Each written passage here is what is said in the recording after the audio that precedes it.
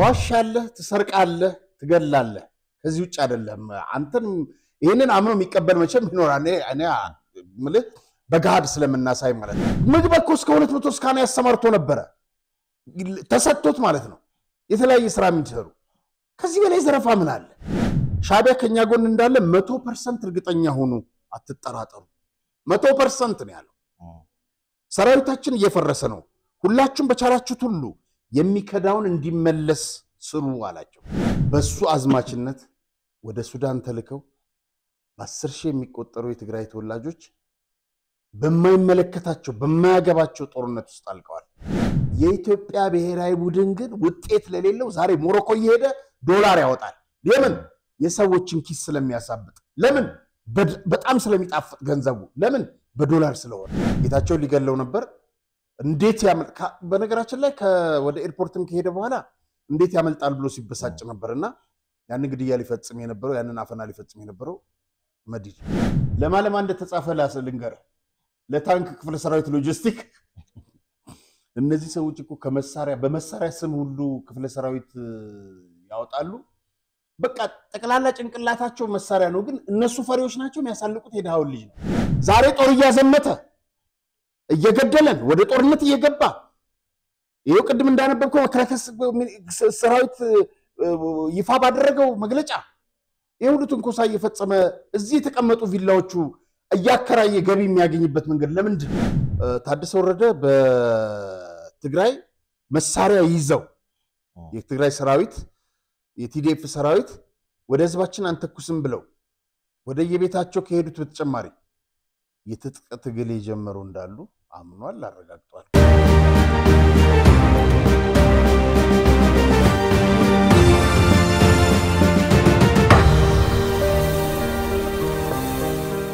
ሰላም ጤና ይስጥልኝ ተመልካቾቻችን እንደምን ሰንብታችኋል የምትመለከቱት በአማራጭነት የመጣው አዲስ ጉዳይ ቻናላችን ነው ዛሬም እንግዲህ እንደተለመደው ፕሮግራሙን ለእናንተ ለማድረስ ጋዜጠኛ አርያ ተስፋ ማርያምና ሮቤል ምትኩ እዚህ ስቱዲዮ ተገኝተናል መልካም ጊዜ እንደውላችሁ ኮዲው ተመኘን እንዴት ነህ ሰላም እንግዲህ ዛሬ በርከት ያሉ ርዕሰ ጉዳዮች አሉን ከበዛ ከማለፋችን በፊት እንግዲህ በፕሮግራማችን ላይ ያላችሁን አስተያየት በ0993082062 ከስር በሚታየው ስልክ ቁጥር በቴሌግራም ቻናላችን ላይ ማንኛውንም መረጃና ጥቆማ ልታደርሱን ትችላላችሁ መልሰን ወደ እናንተ የምናቀርብ ይሆናል ከዚህ ጎን ለጎን ደግሞ እንግዲህ ፕሮግራማችን በተጠናከረ ሁኔታ እንዲቀጥል 1375 369919 አርያ ተስፋ ማርያም ኢትዮጵያ ንግድ ባንክ ብላችሁ ድጋፍ ብታደርጉ በተሻለ ሁኔታ በሳምንት ውስጥ በርከት ያሉ ቪዲዮዎችን ወደ እናንተ ማድረሱን እንቀጥላለን ማለት ነው እንግዲህ ወደ ዋናው ርዕሰ ጉዳያችን ከመግባታችን በፊት እዚህ ስክሪን ላይ እንደምንመለከተው ሰሞኑን ከስፖርቱ ጋር ከኢትዮጵያ ብሔራዊ ቡድን ጋር በተያያዘ ኤፍሬም ማነ ጋዜጠኛ ኤፍሬም ማነ ጉዳይ መነጋገሪያ ሆኗል እና አትርሱኝ ቁጥር 2 ይላለች ቪዲዮ እስቲ ሰምተናት ከዛ በኋላ ተመልሰናል ዋሊያው ካይንም ከልብም ይራቀው የኢትዮጵያ ብሔራዊ ቡድን መርሃ ግብር ለማሟላት ከግብጽ ይጫወታል ወይስ ለማለፍ ነው የሚጫወተው ለምሳሌ ያልኩት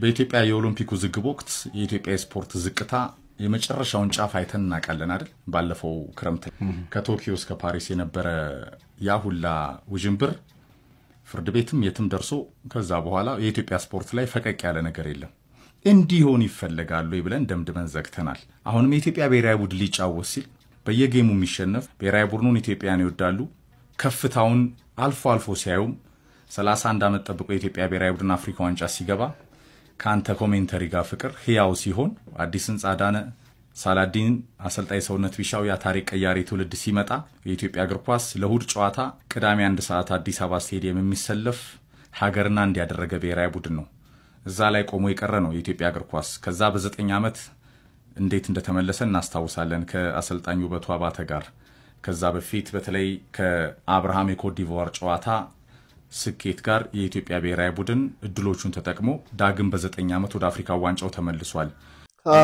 ኤፍሬም በጣም ተጽዕኖ ፈጣሪ ልጅ ነው በነገራችን ላይ የፈረንሳይ ልጅ ነው ለካ አላቂ ሰፈራችን ላይ በቀደም ሲናገር ነው የሰማሁት ወዳጄ ነው በስልክ እንገናኛለን በአካል ተገናኝተን አናውቅም ግን እሺ እንግዲህ ኤፍሬም ማረ በስፖርቱ ሰፊ ልምድ ያለው ጋዜጠኛ ነው በኢቢኤስ ቴሌቪዥን ፕሮግራም ላይ ቀርቦ በመዝናኛ ፕሮግራም ላይ ቀርቦ ግን አንድ ጥያቄዎች ሲቀርብለት ስለ ብሔራዊ ቡድን የሚሰማውን አስተያየት ተናግሯል በርግጥ እሱ የሚሰማው ብቻ ሳይሆን ትክክለኛ መሬት ላይ ያለ እውነታ ነውና ያን ተከትሎ እንግዲህ የኢትዮጵያ ፕሮፌሽናል ተጫዋቾች ማህበር ደግሞ ይቅርታ ይጠይቅ በዛው ጣቢያ ላይ ቀርቦ የሚል በጣም አስገራሚ ማን ነው ይሄን ያለው መግለጫ አውጥቷል። እንግዲህ ደብዳቤውን እናሳያቸው መጀመሪያ በጣም የሚገርም የሚያስቁ ነገሮች አሉት። ደብዳቤው እንግዲህ ኢትዮጵያን ፕሮፌሽናል ፉትቦለርስ አሶሲዬሽን ነው የሚለው። እንግዲህ እኔ ይሄ ማህበር አለ ወይ የሚለው በራሱ አነጋጋሪ ነው።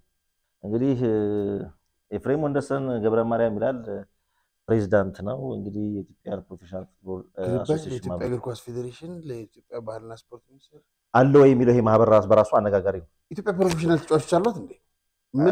ያው የሐሳቡ ምንድነው እንግዲህ ያው በክለብ ውስጥ እስካሉ ድረስ ሙያቸውን ፕሮፌሽናል ክብር እስከ ድረስ ያው ፕሮፌሽናል ናቸው ስራቸው ነው የሚል ነው።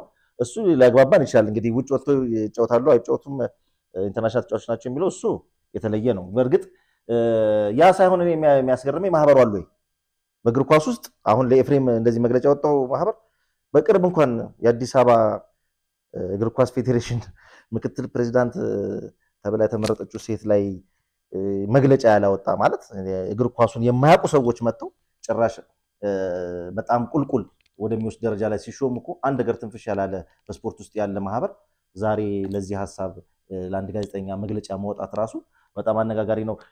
ይሄ ማህበር ከዚህ ቀደም በማን እንደሚመራ እንደነበር መረጃዎች በአሰልጣኞች ነበር የሚመራው። እኔ አሁን ኤፍሬም ወንደሰን ገብረ ማርያም ሳይሆን ከዛ በፊት ዮሐንስ ሳሌ ሲመሩት እንደነበር ታውቃለህ? አዎ። እና አይ ለነገሩ ኮሚሽኑ እኔም ላይ እኮ መግለጫ ወጥቷል። እሱ ባለፈው ከዛሬ 4 ዓመት እንደዚህ አካባቢ ምናምን እና በጣም አነጋጋሪ ነው። በጣም ነው የሚያሳፍረው። ግን ለምን መሰለህ ለምን አላሸነፉም ታዲያ ግብፅን? የለንም እኮ እሱ ነው ዓለም ጭራ ሆነናል። እሱ ነበር እዚች ጋር አንድ ያነሳት ኤፍሬም መጨረሻ እንደሰማናት የአብርሃም መብራቱ ቡድን አለ ኮት ዲቫርን ያሸነፈው ኮት ዲቫርንም ግብፅንም ያ ቡድን በነገራችን ላይ ያ የስልጠና መርህ የገነነ መኩሪያ ነው። አብርሃም መብራቶችን ወጥቶ ለምን እንደማይናገር አላውቅም። አንድ ወቅት ላይ ጋዜጣ ላይ ተደርጓል ተናግሮታል። ግን ሚዲያ ላይ እችን ነገር መናገር አይፈልግም። ካካ 2022 የሚል ፕሮግራም ነበረ ገነነ መኩሪያ የቀረጸው ሰይድ ኪያርም አለበት። ያ ኢትዮጵያ ብሔራዊ ቡድን ምን አይነት አጫወት መከተል እንዳለበት ቀርጾ በተግባር አሳይቷል። ያ ለምን እንዳልተፈለገ አላውቅም። ይሄንን ጉዳይ በነገራችን ላይ የፈቀዱት የእግር ኳስ ፌዴሬሽኑ ፕሬዝዳንት አቶ ኢሳያስ ጅራ ናቸው። ያውቃሉ። ይሄንን የተነጋገሩት ስካይላይት ነው። እግሮች ሁሉ ወደ ዲኤምሲ ያመራሉ። በመዲናችን አዲስ አበባ በለቡ መብራት ላይ እየገነባን ባለነው በተንጣለለ መንደር ውስጥ የዲያስፖራ አንድ መንደራችንን ሸጠን መጨረሳችን ይታወቃል። አሁን ደግሞ ሲቲቪው የሆነውን እጅግ ውብና ማራኪ እይታ ያለውን ብሎክ በልዩ ቅናሽና በማራኪ ዲዛይን በ8% ቅድሚያ ክፍያ ለሽያጭ አውጥተናል። በመሆኑም ቀድሞ ለሚመጡ 10 ደንበኞች ብቻ ባለ 1 መኝታ በ432,000 ብር ቅድመ ክፍያ፣ ባለ 2 መኝታ በ651,000 ብር ቅድመ ክፍያ፣ ባለ 3 መኝታ በ940,000 ብር ቅድመ ክፍያ፣ ባለ 4 መኝታ በ1,300,000 ብር ቅድመ ክፍያ ከ60% የባንክ ብድር ጋር አቅርቦሎታል። በጥራትና በታማኝነት በግንባታው ዘርፍ ከ27 ዓመት በላይ በዘለቀው ዲኤምሲ ሪል ስቴት የቤት ባለቤት ይሁኑ። ለበለጠ መረጃና ለሳይት ጉብኝት ከታች ባለው ስልክ ይመዝገቡ። ደስታው እዚህ ይጀምራል። ዲኤምሲ ሪል ስቴት ውጤታማ የነበረውን ወደ ውጤት እየመጣውን የነበረውን ቡድን በመቀስ ነው ወጥሰው ይጣሉት።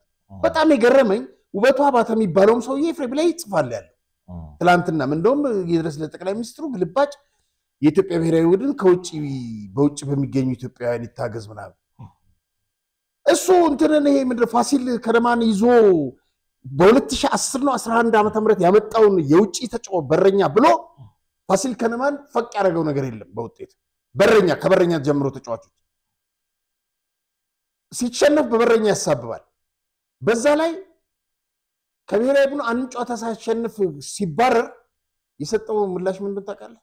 ይሄን ሁሉ ውጤት እንዲበላሽ የሀገር ጠንቅ የሆኑት ብሎ ገነነ መኩሪያንና ሰይድ ኪያርን ነው ወንጀለኛ አድርጎ የወጣው። ዛሬ ደግሞ ኤፍሬምን ለማዋረድ ይሞክራል። የነሱ ሚና ምንድነው? እነሱ እኮ ናቸው እግር ኳሱን እየገደሉ ያሉት ነው ውበቱ የምትላቸው ጠቅላላ እንዴ አናቅም እንዴ ከውጭ ተጫዋች እየተባለ ጉቦ እንደሚቀበሉ ማህበሩ ይሄን ያጋልጥም አያጋልጥም። የተጫዋቾች ደሞዝ በክለብ ውስጥ የሚገኙ ተጫዋቾች እኮ ደሞዝ ለወራት ተከልክለው እኮ ሲሰቃዩ ሲቸገሩ እናውቃለን። ለነሱ አይሟገቱም ወይ? ያኔ መግለጫው የት ነበር የሚለው ነገሮች አይሟገትም። የማህበሩን እንትነት ከፍታ ትንሽ ያጠራጥራል። ይኸውልህ ሮቤል እዚህ ጋር ተመልከት። የኢትዮጵያ ብሔራዊ ቡድን እንደዚህ ተዋርዶ በሰው አገር ሴቶቹ እቺ ከስራ ያነጠፏት የኢትዮጵያን ኤርላይንስ ውስጥ የምትሰጥህ ልብስ ነች እንደታሸገ ተሰጣለችና እሱን አንጥፈው በሰው አገር ላይ እንደዚህ በረንዳ የተኙ መኪና በሚጓጓዝበት የኢትዮጵያ ብሔራዊ ቡድን ግን ውጤት ለሌለው ዛሬ ሞሮኮ እየሄደ ዶላር ያወጣል። ለምን? የሰዎችን ኪስ ስለሚያሳብጥ። ለምን? በጣም ስለሚጣፍጥ ገንዘቡ። ለምን? በዶላር ስለሆነ።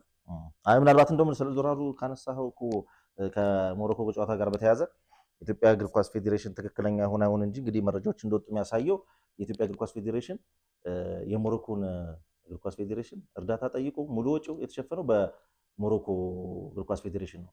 የሆቴል የኛ ብቻ አይደለም ባለሜዳ ስለምትሆን የግብጽ ተጫዋቾች ትሬኒንግ የሚሰሩበትን ወጪ ሁሉ የሚሸፍነው የሞሮኮ መንግስት። በዛ ደረጃ መውረድ በመጀመሪያ ደረጃ ምናልባት እነሱ ላነሱት የተጫዋቾችን ስለልቦና ከጨዋታ በፊት ይጎዳል ለሚለው አስተያየት ከኤፍሬም ማን አስተያየት የበለጠ አንድ እግር ኳስ ፌዴሬሽን ትልቅ በጀት ያለው እግር ኳስ ፌዴሬሽን ውጭ ድረስ ሄዶ የሰው ሀገር ፌዴሬሽን እጅ ከማየት የበለጠ ተጫዋቾችን ሞራል አይነካም። እንዲህ አይነት ነገሮች ሁለተኛ ወጪ እኮ አወጣን እያሉ ነው ደግሞ እዚህ ሱማ ብዙ ወጪ ወጥቷል እኮ እስካሁን ድረስ ይሄው እነዚህ በውጤት እኮ ከኢትዮጵያ ከወንዶች ብሔራዊ ቡድን እነዚህ እኮ ይበልጣል።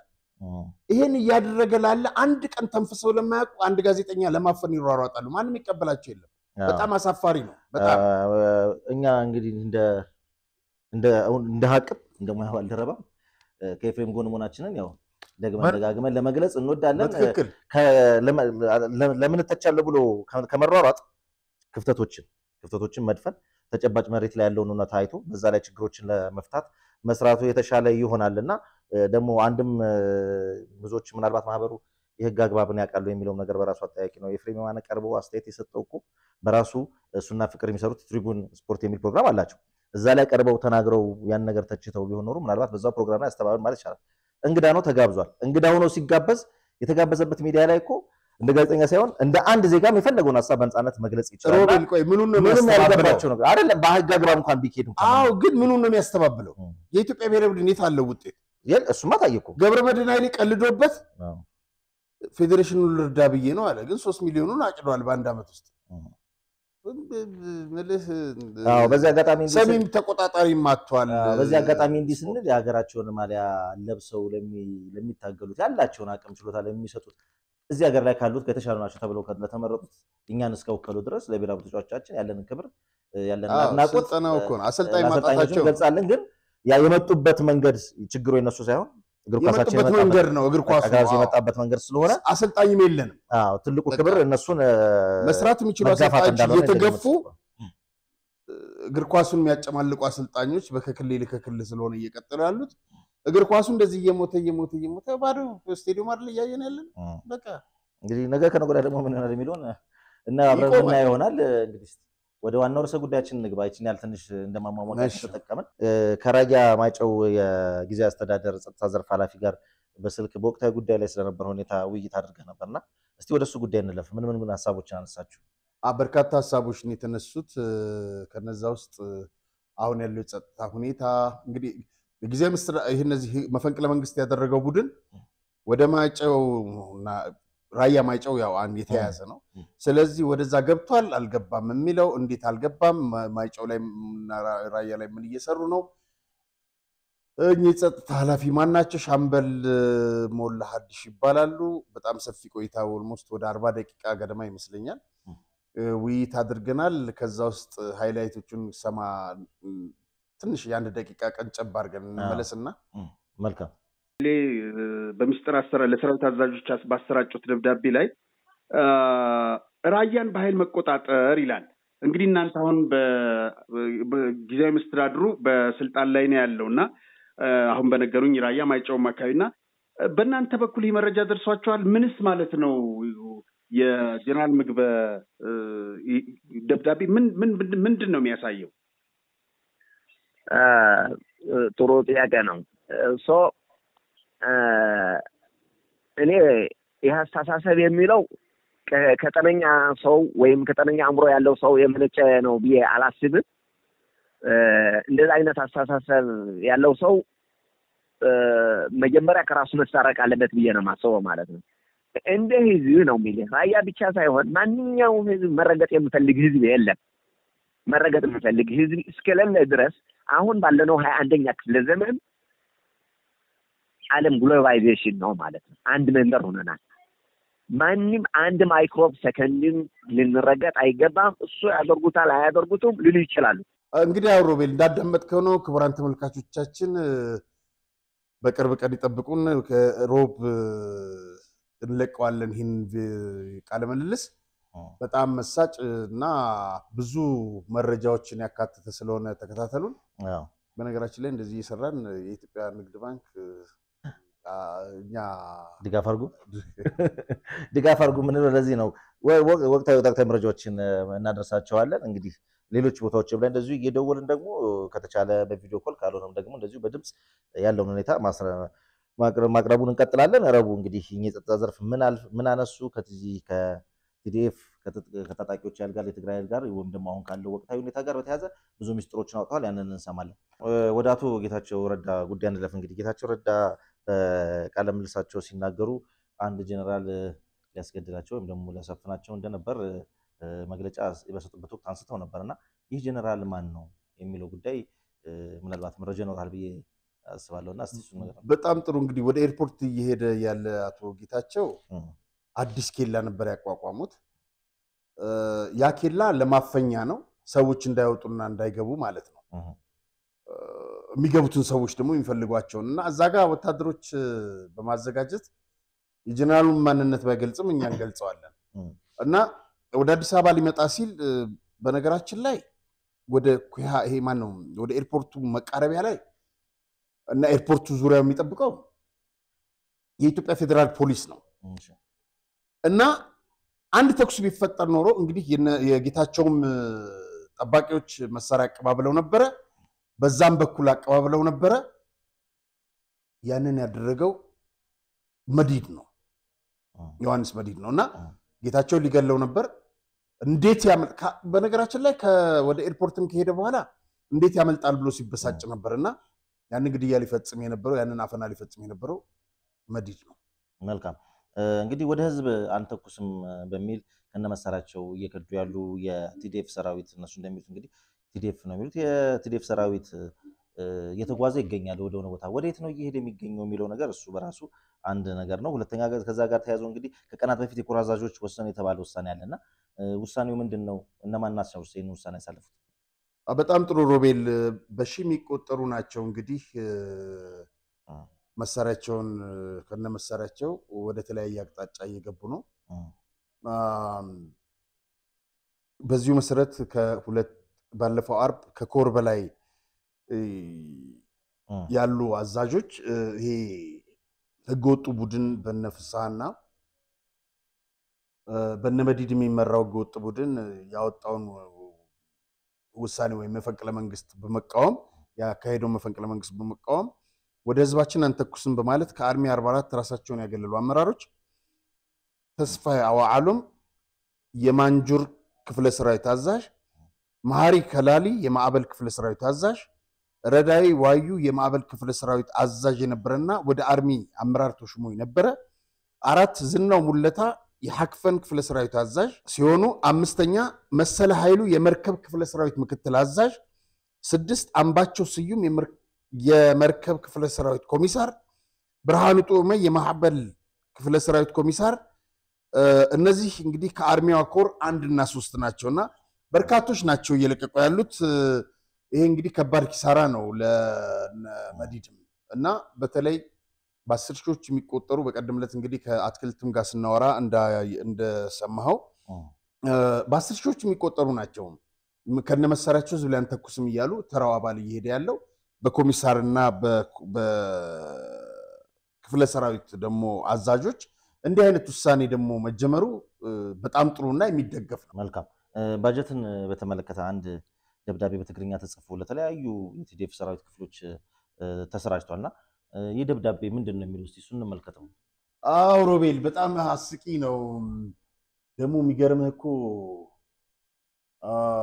ሰራዊት ትግራይ አርሚ 60ኛ ሜካናይዝድ ሎጂስቲክ ነው የሚለው ለማለማ እንደተጻፈ ልንገር ለታንክ ክፍለ ሰራዊት ሎጂስቲክ እነዚህ ሰዎች እኮ በመሳሪያ ስም ሁሉ ክፍለ ሰራዊት ያወጣሉ በቃ ጠቅላላ ጭንቅላታቸው መሳሪያ ነው ግን እነሱ ፈሪዎች ናቸው የሚያሳልቁት የዳውን ልጅ ነው ለመድፍ ክፍለ ሰራዊት ሎጂስቲክ ይላል ለሞተራይዝ ክፍለ ሰራዊት ሎጂስቲክ ይላል ለአርሚ ስታፍ ይላልና ባላችሁበት ባጀትና አጠቃቀም ስለማሳወቅ ይመለከታል ከላይ በርዕሱ እንደተገለጸው በትግራይ ተፈጥሮ ያለው ሁኔታ ሲመዘን ወይም ሲገመገም ሁኔታዎች ተፈተው ወደ ነበሩበት እስከሚመለስ ቀለብና ባጀት እጥረት ስላጋጠመን ሊያጋጥመን ስለሚችል በሚል ደምድመናልና ከህዝባችን እንዳናገኝ ይሄንን ቀለብ ይሄንን ታሳቢ ያደረገ ቅስቀሳ ስላልተደረገ ቀለብ አናገኝም ልናገኝም አንችልም እና ያለችውን ተቆጥበን እንጠቀም ነው የሚለው ከ5 2017 ከመጋቢት ጀምሮ 700 ግራም የነበረውን ዱቄት 600 ግራም ይሁን ይላል በቀን አንድ ዳቦ 115 ግራም የነበረው ወደ 100 ግራም ይወረድ ይላል እንደዚህ ያለ ነው የሚጽፈውና ነዳጅም እጥረት ስላለ ይሄንን ታሳቢ ያደረገ እንትን ምንድነው ነዳጅም ምንጣኔ ይደረግበት ነው የሚለው ተጋዳላይ ገብረስላሴ ባህታ ይላል ያባቴ ስም ነው ደግሞ ያቱ ስም ተስፋ ማርያም ይላል እና ወደዚህ ደረጃ ነው እንግዲህ የተወረደው ህዝብም ቀለብ እንደማይሰጣቸው ነዳጅ በነገራችን ላይ በቀደምም ትላንት አላቅም አለ የነዳጅ እንትኑ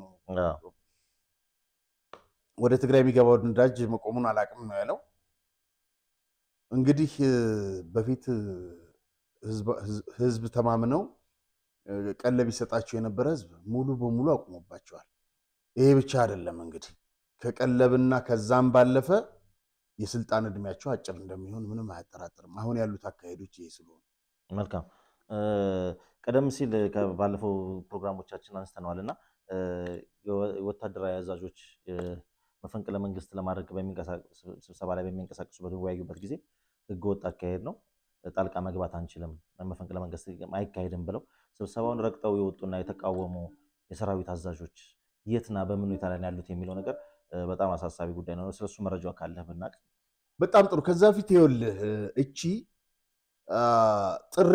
ጥር ወር መጨረሻ ላይ የተጻፈ ደብዳቤ ነው ይሄን የጻፈው ማን መሰለ ፍስሐ ኪዳኑ ነው ይሄ ማንጁስ ምትለው ዋናው ሌባ ማለት ነው ይሄ ለታጋይ ታደሰ ወረደ ለፍስሐ ኪዳኑ ራሱ ጽፎ ከታች ተመልከት ለራሱም ደብዳቤ ይጽፋል ባንተ ፊርማ ባንተ ማህተም ደብዳቤ ወጥቶ እንዴት ነው ለራስ እንደገና ከላይ ለከሌ ብለህ ምትለውና ለተከላይ አሸብር ለዘውዲ ኪሮስ እና ለዶክተር ከላሊ አድሃና ነው የሚለው ስብሰባ መጥራት ይልና በጊዜያዊ መስተዳድር ካቢኔ አባላት ለመሆን ለሰራዊት ትግራይ ኮታ ተሰጥቷል ይሄ ለሰራዊታችን ኮታ ተሰጥቷል ይሄ ዝም ብለው ያጨረብሩበት 50 ምናምን አንድ ምናምን ነገር ማለት በዚህም በምርጫ እንደተወከልን ይታወቃል ስለሆነም አሁን በተፈጠሩ የፖለቲካ ሁኔታዎች ለተፈጠሩ ሁኔታዎች እልባት ለማግኘት ከካቢኔ መረጻ ከካቢኔ ከኛ ተመራጮች የነበሩ አባላት ወታደራዊ ካውንስል ይሄ ካውንስሉን የሚወክሉት ማለት ነው ተወክላችሁ ተገኝታችሁ በአካል ማብራሪያ እንድትሰጡን የሚል ጥያቄ ስለቀረበ ለ306 ሰኞ ሰዓት 2 ሰዓታት እንገናኝ ነው የሚለው እንግዲህ ከዚህ በኋላ ነው የወታደራዊ አዛዦች በዚህ ጉዳይ ላይ ጣልቃ አንገባም በሚል ውሳኔ አቋም ላይ የደረሱት በፎቶ ላይ እንግዲህ በስክሪኑ ላይ እንደምታያቸው ከትግራይ አንወጣም እዚሁ ሁሉንም አስፈላጊ መስዋዕትነት እንከፍላለን በማለት እዛው የቀሩትን ነው እዚህ ስክሪኑ ላይ የምታየው ወዳባተ ከበደ ፍቃዱ ፎቶ ማግኘት አልቻልኩም ጸጋይ ማርክስ ጉሽ ገብረ ኮኔል ደርበው ወርቅነህ እነዚህ መቀሌ የሚገኙ ከትግራይ አንወጣም ያሉ ናቸው። የራሳቸው አርሚ ኃይል አላቸው። እንግዲህ በአጠቃላይ ተቃውሞው የወጡ በነገራችን ላይ ጀነራል ጻድቃን፣ ወደ አሸብር ዘውዱ፣ ጀነራል ወዳንጥሩ፣ ጀነራል ጉሽ ገብረ፣ ከበደ ፍቃዱ፣ ኮሎኔል ወዳባተ፣ ጸጋይ ማርክስ እነዚህ ኮሎኔሎች ናቸው። በራህ ወድራያ፣ ንጉስ ወለጋ፣ ደርበው ወርቅነህ፣ ገብረ ግርግስ፣ ንጉስ ገብረ ግርግስ ገብረ እንግዲህ በነገራችን ላይ እንትና ከነዚህ ጋር አብረው አሁን ከላይ ስማቸውን የጠራሁት ጻድቃን፣ ወደ አሸብር ዘውዱ፣ ወዳንጥሩ እነዚህ ከጌታቸው ጋር በመሆን በአሁን ሰዓት አዲስ አበባ ይገኛሉ። የዛን ጊዜ ነው የወጡት። እነዚህ ግን ሰራዊታቸውን እንደያዙ አስፈላጊው መስዋዕትነት እንከፍላለን በሚል እዛ ቀርተዋል። በነገራችን ላይ ከነዛ ውስጥ በጣም ደፋር ነው የሚባለው ምንም አይፈራው ወዳንጥሩም ወደዚህ መጥቷልና ጀነራል ወዳንጥሩም ለመምጣት ፍላጎት አልነበረውም። በሰዎች ግፊት ነው የመጣው። እዚሁ አዲስ አበባ ይገኛሉ። ያረፉበትን ሆቴል አውቃለሁኝ። ተደጋጋሚ ሙከራ እያረኩኝ ነው። ፈቃደኛ ከሆኑ ቃለ ምልልስ ለማድረግ እሞክራለሁ። መልካም። እንግዲህ ጀነራል ታደሰ ወረደ ከጥቂት ቀናት በፊት መግለጫ ሰጥተዋል። ምን አዳዲስ ነገሮች ተነሱ የሚለውን እሱን ጉዳይ ብንመለከት ጥሩ ነው። በጣም ጥሩ። ትናንትና ከሻምበል ሞላ ጋር በነበረን ቆይታ ያነሳሁት አንዱ ይሄንን ነው። ታደሰ ወረደ በትግራይ መሳሪያ ይዘው የትግራይ ሰራዊት የቲዲኤፍ ሰራዊት ወደ ህዝባችን አንተኩስም ብለው ወደ የቤታቸው ከሄዱት በተጨማሪ የትጥቅ ትግል የጀመሩ እንዳሉ አምኗል፣ አረጋግጧል። ቁጥራቸው ይብዛ ይነስ ወደፊት የምናየው ይሆናል። ነገር ግን አሁን ትንሽ ናቸው፣ ግን ባለው ሂደት ወደፊት ሊጨምር ይችላል ብሎ በጣም ጥሩ ልክ ነው እና አረጋግጧል ራሱ። አዎ በነገራችን ላይ በጣም እንደ ጀግና ያዩት የነበረው የቤተበላ ልጅ እሱ እንኳን ሀብት ንብረት አለውና እሱም በቀደምለት አንድ ሚዲያ ላይ ክላሽ ይዞ አየሁት። ማነው ቆየ ነው ያላቀም የቢቶ በላይ ልጅ ማዕድ ድርጅት ያለው ገና በ12 ዓመቱ አሁን እንኳን ወደ 30 ይጠጋዋል። እሱም ወጣቶች ተከተሉኝ ከጌታቸው ጎን ነኝ፣ ስለዚህ እነዚህን ኃይሎች በሚገባቸው ቋንቋ እናናግራቸዋለን ብሎ መሳሪያ ይዞ ወደ በረሃ መግባቱን ይፋ አድርጓል። ሌላ ለምሳሌ አንድ ጊዜ ማነች ይሰማሃል የመለስ ልጅ ወደ በረሃ ግቡ ብላ ቀስቅሳ እሷ ከሀገር በሾልካ አልወጣችው። እኔ አሁንም እነዚህ ሰዎች እስከ መጨረሻው ጊዜ ድረስ ህብረተሰቡ አንቀሮ የተፋቸው ስለሆነ በተለያየ መንገድ ስልጣን እንዲለቁ ጫና ማድረግ እንጂ ወደ አላስፈላጊ ደም መፋሰስ መግባቱን ያልደግፈው። ይሄ አቋሜ ነው። ጦርነት ለማንም አይጠቅም፣ ሁሌም የምናገረው ነው። ስለዚህ እነዚህ በሀብት ጥግ የደረሱ የባለስልጣናት ልጆች በሙስና ከዚች ሀገር ሀብት በተዘረፈ የናጠጡና የሰከሩ ትላንት ጠዋት ወጣቱን ቀስቅሰው ወደ በረሃ ሲያስገቡት ነበር፣ አሳለቁት። ዛሬም ደግሞ ሊያሳልቁት ይሞክራሉ። ጦርነት ነው ያልደግፈውም። ነገር ግን ህብረተሰቡ አሁን በጀመረው ጫና የማድረግ እየተተኮሰበት ነው፣ እየሞተ ነው፣ እየተገደለ ነው፣ እየታፈነ ነው፣ እየተሰቃየ ነው። ኢትዮጵያም ውስጥ እንደዛ አይነት የነበረው። ስለዚህ ህዝብ የተፋ መንግስት ሊቀጥል አይችልም፣ እድሜም አይኖረውም። ስለዚህ ያንን ቢያደርጉ ጥሩ ነው። ታደሰ ግን ይህንን ማመኑ አስገራሚ ነው።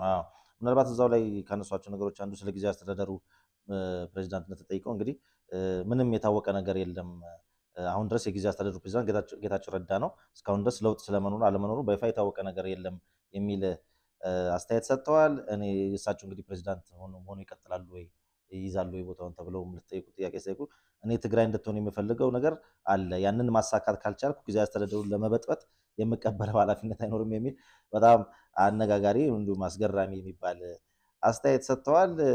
የራያና እንደርታ ህዝቦችን እውነታ እረዳዋለሁ፣ ነገር ግን አሁን ትግራይ ያለው እውነታ በትጥቅ ትግል ሊፈታ የሚችል ምንም አይነት ጥያቄ የለም። አሁን የትጥቅ ትግሉን የተቀላቀሉት ወጣቶች ጥቂቶች ቢሆኑ በሂደት ግን ብዙ ሊሆኑ ይችላሉ የሚል ስጋታቸውን ገልጸዋል። እንግዲህ ስለ እንደርታ ካነሳን ታደሰ ወረደ ራሳቸው የእንደርታ ሰው ናቸው። ታደሰ ምን አቋም እኮ የለውም፣ የሚዋሽ ሰው ነው እና እንዲበጠብጥ ምንድን ያለው ሳነ ስለ ስልጣን ሲጠየቁ እኔ ትግራይ እንድትሆን የምፈልገው ነገር አለ ያንን ማሳካት ካልቻልኩ ጊዜያዊ አስተዳደሩን ለመበጥበጥ የምቀበለው ኃላፊነት አይኖርም ብለዋል። ግን አሽሙር ነው ነው ይሆናል እንግዲህ የሚያሳፍር ነው። እንግዲህ ደግሞ በተደጋጋሚ እኛ እንዳነሳነው ግን ብዙውን ጊዜ ከሁለቱም ቦታ ሲለቁ ያስተዋልናቸው እሳቸውን ነው። በተጨባጭ የሚታዩ ነገሮች የሚያሳዩት ያንን ነው። መልካም ወደ ጀነራል ምግበ እንለፍ መሰለኝ። በነገራችን ላይ እዚህ ላይ አንድ ነገር ልጨምርልህ። አንድ ከፍተኛ የኢትዮጵያ ባለስልጣን ምን አሉኝ መሰለህ? በቀደም አነሳታለሁ ብዬ ስለረሷት ነው። በትግራይ ያለው የለውጥ እንቅስቃሴ ልክ ሊወለድ እንዳለ ጽንስ አይነት ነው። ሊወለድ ያለ ጽንስ እንዴት ነው ልጣ ምናምን ልክ እንደዛ ነው አሉ። እውነት ነው። በጣም ብዙ ነገሮች እያየን ነው። ታደሰ መጣ፣ ጌታቸው ወጣ፣ ይሄ ነገር የሚቀለበስ አይደለም። ጊዜውን ጠብቆ ፈንድቷል። በዚሁ መስመር ነው የሚቀጥለው። መልካም እችን ልጨምርልህ ብዬ ነው። እሺ መልካም። ከምግብ ኃይል የተሰራጨ የሚባል ምስጢራዊ መረጃ አለ። ምንድነው እሱ? ከዛ ጎን ተያይዞ እንግዲህ ደግሞ ከሰሞኑ በአማርኛ በሰጡት አንድ ቃለ ምልልስ ላይ ፎቆች የሉኝም የሚል አለ የተናገረው ነገርና እሱንም ሰምተን እንመለስና በዛ ላይ ምን ትላለህ? በጣም ጥሩ ነው ሮቤል። በጣም አደገኛ ነገር ነው የተሰራጨው። ከቀናት በፊት ነው ወደ አማርኛ መልሼዋለሁኝ ከትግርኛ እና በምዕራብ ግንባር ላሉ ነው ስብሰባ አድርጎ ያሳለፋቸውን ነጥቦች ውሳኔዎች ምነግርህ። በሚቀጥለው 2 ቀናት ለውጥ ይኖራል። ትግራይ ሙሉ በሙሉ ቁጥጥር ስር እናውላለን። ይሄ ከቀናት በፊት ነው ያሉትም ሆኗል። የራያን ጉዳይ የአቦ ገረብ የሚሊሻ መሪዎች እንዲያግዙ እናደርጋለን። አስፈላጊውን የገንዘብ ድጋፍ የመደብን ሲሆን ለእያንዳንዱ የሚሊሻ መሪ 100,000 ብር ለመስጠት ባጀት ይዘናል። የምዕራብ ግንባር አድዋ አካባቢዎች ዙሪያ ከሻዕቢያ ጋር እየተገናኘን ነው። የምዕራቡ ግንባር በእነሱ አድዋ አካባቢዎች ዙሪያ ከሻዕቢያ ጋር እየተገናኘን ነው። ይሄ ከምግበ የወጣ መረጃ ነው። ነገር ግን አልተገናኘንም እያልን ስራችንን እየሰራን እንገኛለን። ገብቷል? አንገናኝም እያልን ስራችንን እየሰራን እንገኛለን። የጊዜያዊ አስተዳደር ደጋፊዎች የነበሩ አመራሮችና ወጣቶች ወደ ነበሩበት እንዲመለሱ እናድርግ። ልብ በል። ከዛ ከተመለሱ በኋላ የምናደርገው ይኖራል። እንገላቸዋለን ማለት ነው። ለጊዜው ግን ዝም ብለን እንዲመለሱ ብቻ እናድርግ። ትላንትና አንድ ማህበራዊ ሚዲያ ላይ ሰለሞን ትኩ ይሄ አዲግራት ከንቲባ ዛሬ ስራ ይጀምራል ምናምን የሚል ነገር አየሁኝ። ጥንቃቄ ቢያደርግ ጥሩ ነው። አየህ ምግበ እንደዚህ አይነት ድግስ ደግሶላቸዋል። የሚቀጥል እሱ በጣም ጭንቅላት ያለው ጎበዝ ልጅ ስለሆነ የሚያሰሩትም አይመስለኝም፣ ይቀጥልም አይመስለኝም። ለኢትዮጵያ መከላከያ ሰራዊት ካንተ ጋር ነን፣ ጦርነት አንፈልግም እያልን ራያም ሙሉ በሙሉ እስከምንቆጣጠር እንደፈራን መስለን ስራችንን እየሰራን እንገኛለን። አይ ጦርነት አንፈልግም ምናምን እያሉ አይደለ? ከኛ ውጪ የትኛውም ኃይል መጥቶ ትግራይን ያስተዳድርም። እንግዲህ ከዚህ በኋላም ጊዜያዊ መስተዳድር ይቀጥል ቢባል ወይንም ደግሞ እንደ አዲስ ይቋቋም መንግስት ነው አሁን እንግዲህ ከህግ አንፃር እያዩ ያለው እና ይሄንን ሲያደርግ አይቀበሉም። እኛ በተደጋጋሚ ብለናል። እንግዲህ ወደ ደም መፋሰስ ሊገቡ ነው የሚፈልጉት እነዚህ ሰዎች። ይሄው ምግበይንን አረጋግጦልናል። ሻዕቢያ ከኛ ጎን እንዳለ 100% እርግጠኛ ሆኑ፣ አትጠራጠሩ። 100% ነው ያለው። ሰራዊታችን እየፈረሰ ነው፣ ሁላችሁም በቻላችሁት ሁሉ የሚከዳውን እንዲመለስ ስሩ አላቸው። ሰራዊታችን እየፈረሰ ነው። ሮቤል ልድገም፣ ሁላችሁም በቻላችሁት ሁሉ የሚከዳውን እንዲመለስ ስሩ። ይህ መረጃ ከአድዋ አካባቢ ከምትገኝ አሃዱ አርሚ 42 የኮማንድ አመራር የተገኘ ነው። በጣም እና በምግብ በኩል እንግዲህ የኢትዮጵያ መከላከያ ሰራዊት የማህበራዊ ድረገጽ ያወጣው መረጃ አለ። ምን ይላል እዛ ላይ? እንግዲህ በብርጋዴር ጀነራል ምግበ ኃይልና ግብረ አበሮቹ አደራጅነትና ዞባይነት ዘመቻ አንድነት በሚል ስያሜ በተለያዩ አማራ ክልል ወረዳዎች ትንኮሳ ለመፈጸም የሞከረ ጽንፈኛው ቡድን ላይ እርምጃ ተወስዷል ይላል። እንግዲህ ሀገር መከላከያ ሚኒስቴር በማህበራዊ ትስስር ገጹ ያወጣው መግለጫ ብርጋዴር ጀነራል ምግበ እድሜ ልኩን በታሪኩ ግጭት እየጠመቀ የትግራይን ህዝብ ወደ ጦርነት በማስገባት ያለምንም ወታደራዊ እውቀት ወጣቱን ወደ እሳት አስገብቶ የማስፈጀት ታሪክ ያለው ጸረ ሰላምና ጸረ ልማት አራማጅ ነው ያለው የመከላከያ ሚኒስቴር መግለጫ። አሁን ላይም ጽንፈኛው መሪዎች ነን ባዮች የጽንፈኛው መሪዎች ነን ባዮች አማካኝነት የሰላም ፈላጊውን የአማራን ወጣት ህይወት ለመቅጠፍ እንቅስቃሴ የጀመረ መሆኑን ታውቋል። ምዕራብ ትግራይን አስመልሳለሁ በሚል እሳቤ 2 ጊዜ የፌዴራል መንግስት ሰራዊትን ለማጥቃት ሞክሮ በ10 ሺህ የሚቆጠሩ ወጣቶችን ያስበላ ውጊያ እምቢ ሲለው የራሱን ታጣቂዎች ረሽኖና ገድሎ ውጊያው ሳይሰካለት አከርካሪው ተመትቶ እንደሸሸም ይታወቃል። በነገራችን ላይ ትክክል ነው መረጃ ከዚህ በፊት አውርተናል። ወደኋላ የሚሸሸውን መትረየስ ደቅኖ በሙሉ የትግራይን ወጣት የጨረሰ ምግብ ኃይሌ ነው። ምግብ ኃይሌ በኢህአዴግ ዘመን በዘረፋና ሌብነት ታዋቂ የነበረ ብቻ ሳይሆን በሰረቀውና በዘረፈው ገንዘብ አዲስ አበባ ላይ ፎቆችን እየደረደረ አለፍ ሲልም ዱባይ ላይ ፎቆችን ለመስራት በቅርብ ጊዜ የተዋለ ስለመሆኑ በሶሻል ሚዲያ ሲነገር መቆየቱም ይታወቃል። የሰላም ጠምቄ የሆነው ምግብ ኃይሌ ዘመቻ አንድነት በሚል ስያሜ ጽንፈኛውን አስተባብሮ በጀመረው ትንኮሳ ከፍተኛ የሆነ ሰብአዊና ቁሳዊ ኪሳራ ደርሶበታል ይላል። እንግዲህ ቀንጨብ አድርገን ያስገባነው በጣም ጥሩ ሮቤል ያ የጠየከኝ እኔ ፎቆች የሉኝም አዲስ አበባ እንደማንኛውም ዘማን ፎቆች የሉኝም አዲስ አበባ። ተመልካቾች ልብ ይበሉ እንግዲህ ያላሳየነውም ስላለ በማስረጃ ነው ይሄንን ምን ሞግት እንደማንኛውም ዜጋ መደበኛ የሆነ ቦታ አለኝ። ምንም መንግስትም ያውቀዋል። ከዚህ በፊትም መከላከያም ያለሁት በኢትዮጵያ መከላከያ ውስጥ ያለውም የነበረ ቦታ ነው። ከዛ የተለየ ነገር የለም። መንግስት ከዚህ በፊት በነበረ ጦርነት እንደማንኛውም የትግራይ በዚህ ጦርነት የተሳትፈዋል በሚል ታግዶ ነበር። ኋላ መንግስት በአግባቡ የለቀቃቸው ናቸው። ስለዚህ የተለየ ሀብትም ያለኝ ሰው አይደለሁም። በቢዝነስ ውስጥ ነበርኩ ለተወሰነ 7-8 ዓመት። በዛ ከቢዝነስ ጋር ተያይዞ አንዳንድ የተወሰነ ቤተሰብ የሚያስተዳድርበት አቅም ለመገንባት ሞክሬ ነበር። አልተሳካም በተፈጠረ ሁኔታ። ስለዚህ የተለየ ሀብት ያለኝ ሰውም አይደለሁም። ፍጹም ውሸት ነው። ፍጹም እንደዚህ አይነት ካራክተር ያለኝ ሰውም አይደለሁም። ብዙ ሰው ያውቃል። በቃ ትዋሻለህ፣ ትሰርቃለህ፣ ትገላለህ። ከዚህ ውጭ አይደለም። አንተን ይሄንን አምኖ የሚቀበል መቼም ይኖራል። እኔ ማለት በጋድ ስለምናሳይ ማለት ነው። በነገራችን ላይ ለ8 ዓመት ቢዝነስ ውስጥ ተሰማርቼ የነበረውን ያለውን ልንገር ሜቴክ ውስጥ ነው። በነገራችን ላይ ሜቴክን ያቋቋሙት ሐሳቡን ያመጣው በረከት ስምዖን ነው። በረከት ስምዖንና መለስ ከተነጋገሩ በኋላ ሜቴክ እንዲቋቋም የተፈለገው በአገሪቱ ላይ ስራ እንዲሰራ ሳይሆን ጀነራሎች ጡረታ ሲወጡ በእኛ ላይ መፈንቅለ መንግስት ሌላ ከጠላቶቻችን ከሻዕቢያ ከምናምን ጋር ሊገናኙ ስለሚችሉ ወደ ኦነግም ወደ ሌላም ካምፕ ሊገቡ ስለሚችሉ ከዛ ይልቅ እዛ ውስጥ ይግቡና ዞር ብለን አናያቸውም፣ የፈለጉትን ዘረፋ ይፈጽሙ ነው።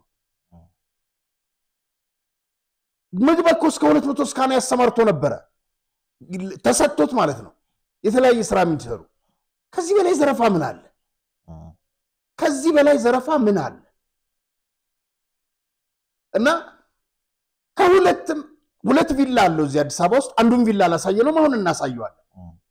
ዱባይ ላይ ቤት ገዝቷል። ይሄ ሰውዬ 20 ዓመት አላገለገለም። 98 ነው ምናምን ላይ እነዚህ ወደ ምንድነው ይሄ ወደ ኤርትራ ሄዶ ከማል ገልቹ እነሱ በኋላ በግምገማ የተባረረ ነው። እሱ ግምገማ ተብሎ አዱን ጡረታ ተብሎ ብቻ እንደዚህ ግን የተሰማራው ወደ ሜቴክ ነው። በዛ 20 ዓመት አልሞላው። በ17 ዓመት ውስጥ በ20 ዓመት ውስጥ እንዴት ነው የሁላ ባለቤት ዱባይ ውስጥ ባለቤት በስርቆት ላይ አልተሰማራሁም ይላል። እና ይኸውልህ ሮቤል ከዚህ በፊት አሳይተነው ዋናቅም በነገራችን ላይ የሰናአ ሬስቶራንት ዛ ያሉ ባለቤቶችም በጣም ወዳጆቼ ናቸው። እናንተን አይመለከትም። ነገር ግን ይሄ ሰናአ ሬስቶራንት ተከራይተውት ነው እነሱ የሚሰሩበት። ይሄ ምግብ ቪላ ውጡ እያለ ያስቸግራቸው ነበረ። መቼ? ከለውጡ በኋላ ጦርነቱ ከመጀመሩ በፊት ከለውጡ በፊት እንደዚህ አካባቢ እና ጦርነቱ ተጀመረ። ይሄ ምግብ ቪላ ነው ይሉ ፎቅ ሊሰራበት ነበረ። ውጡ አላቸው። ምክንያቱም ፎቅ ሊሰራበት ነው አላቸው። ይሄ ምግብ ቪላ ይህ የምታዩት ቤት የምግብ ኃይሌ ወይም ይሄ የምግብ ግራውንድ ፕላስ 1 ተመልከት። ጀነራል ቤት ነው እንግዲህ G+1 ነው። በእንዴት እንደተሰራ ተመልከቱት። ከኢትዮጵያ ህዝብና መንግስት ከኢትዮጵያ ህዝብ ንብረት በተዘረፈ ገንዘብ ነው ህንጻ የተሰራው። የለኝም ብሎ ያዋሻል። ሁለተኛ ለመንግስት ጥያቄ አለኝ ምግብ እዚህ ላይ ሲናገር እንደማንኛውም ታግዶበት ነበር አዎ ታግዶበት ነበር ዛሬ ጦር ያዘመተ እየገደለን ወደ ጦርነት እየገባ ይሄው ቅድም እንዳነበብከው መከላከያ ሰራዊት ይፋ ባደረገው መግለጫ የሁሉትን ኮሳ እየፈጸመ እዚህ የተቀመጡ ቪላዎቹ እያከራየ ገቢ የሚያገኝበት መንገድ ለምንድን ነው ማይቆም ለምን አይወረስም ኮሳ ሲገባ እርምጃው ጠንከራ ያለ አዎ እርምጃ መሆን አለበት እንዴ እሱ በዶላር እንደዚህ ቤቶች እያከራየ እንዴት ነው ኢትዮጵያ ላይ ጦርነት አሁንም ያዘመተ ለምንድን ነው ዝም የሚባለው ይሄ ጥያቄ አለን ይታሰብበት መልካም እንግዲህ ጀነራል ምግበ በዚህ መልክ ቢክድም እንግዲህ ማስረጃዎች አሉ እነዚህ የሚታወቁ ናቸው እንግዲህ ደግሞ በቅርብ ወዳጆቹ ቤተሰቦቹ ዙሪያ ደግሞ ምን ያህል ሀብት አካብቷል የሚለው ደግሞ ወደፊት ደግሞ መረጃው ሲኖረን እሱን ደግሞ ይዘን መተን ያንን ደግሞ ማድረሱን እንቀጥላለን በፍስሐ ማንጁስ ወደ ሱዳን የተላኩ የትግራይ ተዋጊ ወጣቶች ምንድነው የገጠማቸው እሱ ነገር እስቲ በጣም አሳዛኝ ይመስላልና ብንሰማው ጥሩ ነው ሮቤል ብናቀርበው ጥሩ ነበር ግን ማቅረብ አንችልም እዚህ ዩቲዩብ ስለሚያግደን ማለት ነው እንግዲህ በፍስሐ ኪዳኑ ማንጁስ ትእዛዝ ሰጭነትና ባለፈው ያሳየነው ብርጋዴር ጀነራል ሙዘይ መኮንን በሱ አዝማችነት ወደ ሱዳን ተልከው በ10 ሺህ የሚቆጠሩ የትግራይ ተወላጆች በማይመለከታቸው በማያገባቸው ጦርነት ውስጥ አልቀዋል ስሜት የሚፈታተን ነው ትላንት ያየሁት ቪዲዮና አካላቸው ተበጣጥሶ እነሱን የገደሏቸው ሬሳቸው ላይ ሲፎክሩ ምን እንደሚሉ ማላቅም በሆነ በእነሱ በአረብኛ ምናምን ቋንቋ ነው የሚያወሩትና መኪና ስር ተደፍተው በቃ ያሳዝናል ማገላቸው ተበጣጥሶ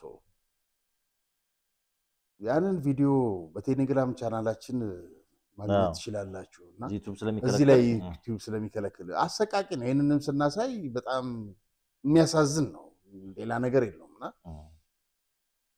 ሮቤል እነዚህ በደም የተጨማለቁ ሰዎች ዛሬም እንግዲህ ነፍሳ ማንጁስ እነ ምግበ ምናምን ተላቸው በትግራይ ላይ የትኛውም አካል አይገባም ወደ ትግራይ ብለው ሰውን እየገደሉ ነው እዚህ መግደል የጀመሩትና የሚታወቁበት ባህሪ ነው እዛም ቀጥለዋልና በጣም የሚያሳዝነው ዛሬም ደግሜ የምናገረው በማይመለከታቸው ጦርነት ላለፉት 50 ዓመታት አስጨርሰው ብዙ ትውልድ እንደገና ለጎረቤት ሱዳን አሳልፈው በመስጠት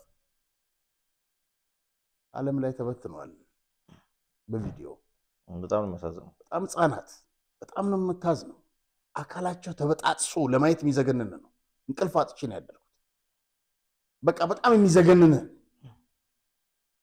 ያሳዝናል እንግዲህ እንደመቋጫ እንዲሆነን በቀጣይ በሚቋቋመው የትግራይ ጊዜያዊ ሽግግር መንግስት ይካተታሉ ተብሎ ከሚነገረው ውስጥ እንግዲህ ምናልባት በ2013 ዓ.ም የትግራይ ጊዜያዊ አስተዳደር ሲዋቀር በዛ ውስጥ የነበሩ አባላት አሉ ይባላልና ምን ያህል እውነት ነው እነማን ናቸው ስታው ይታወቃሉ እንግዲህ መረጃና ጥቆማ አለ ማስረጃ የለም ግን ከዛ ውስጥ መካተት ያለባቸው ሰዎች አሉ ጎበዞች ለሀገራቸው የሚሰሩ በታማኝነታቸው ምናምን ነገር ግን እኔ እንደሰማሁት ወሬ ሊሆን ይችላል የተረጋገጠ ነገር የለም እውነትም ሊሆን ይችላል እና አበበ የሚባሉ ምክትል የነበሩ የኢትዮጵያ መንግስት ማዳበሪያ አልሰጠንም የአማራ ክልል ማዳበሪያ እንዲገባ አልፈለገም ምርጥ ዘር ምናምን እያሉ ከፍተኛ ቅስቀሳ የኢትዮጵያ መከላከያ ሰራዊት ጦርነቱን አሸንፎ በፕሮፓጋንዳ ግን እነሱ የጊዜያዊ መስተዳድር ሆነው በገለልተኝነት ህዝቡን እንዲያስተዳድሩ ተቀምጠው ለዛ ለጁንታ ቡድን አግዘው አፍራሽ ፕሮፓጋንዳ ይነዙ የነበሩ ቪኦኤ ላይ የተለያዩ ሚዲያዎች ላይ ይወጡ እነዚህ ሰዎች መካተት የለባቸውም እንደውም በህግ ነው መጠየቅ ያለባቸው ብዙ የተዘረፈ ገንዘብ አለ መንግስት ዝም ብሎ ችላ ብሎ የተወው ማለት ነው እነዚህ ወደ አካባቢው ድርሽ ማለት የለባቸው መምጣት ያለባቸው ሰዎች አሉ እንዳስተያየት ነው እኛ መዳቢ አይደለንም እንዳስተያየት ነው የምንሰጠው ለምን ያለፉትን ጊዜያት እያንዳንዱን እንቅስቃሴ የየለት እንቅስቃሴያቸውን ሂደታቸውን ማን ምን የሚሰራ እንደነበረ መረጃውን በሚዲያ ይፋ አድርገናል የተደበቀ ነገር አይደለም የፖለቲካ ስራ አይደለም የምንሰራው የመረጃ ስራ ስለነበር እያንዳንዱን ይፋ አድርገናል ያ ስተት መደገም የለበትም በጣም ትልቅ ጥንቃቄ ያሻዋል እንኳን ያ ስተት ባለፉት 2 ዓመታት እነጌታቸውን አላሰራ ብለው ምን አይነት መስቀልቅል ሁኔታ ውስጥ እንደነበር እናቃለን ጠቅላይ ሚኒስትሩም እንደተናገሩትና ቃል እንደገቡት ማሻሻያዎች ይኖራሉ ንካተቱ ሰዎች ይኖራሉ ብለዋል እሰየው ስለዚህ እነዚህን የመሳሰለውን የጠቀስኳቸው ሰዎች መካተት ያለባቸው ሰዎች አሉ ይሄ መንግስት ጉዳይ ነው የሌለባቸው ደግሞ አሉ እነሱን አብጠርጥሮ ማየቱና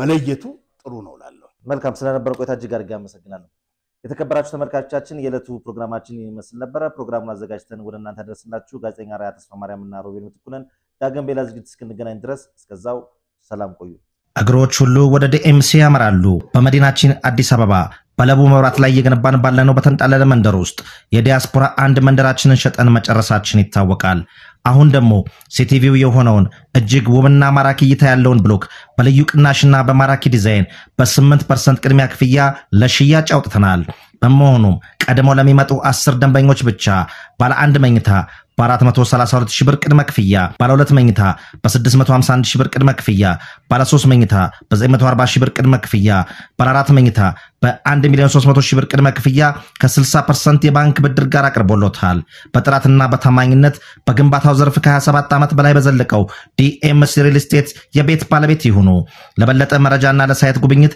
ከታች ባለው ስልክ ይመዝገቡ ደስታው እዚህ ይጀምራል ዲኤምሲ ሪል ስቴት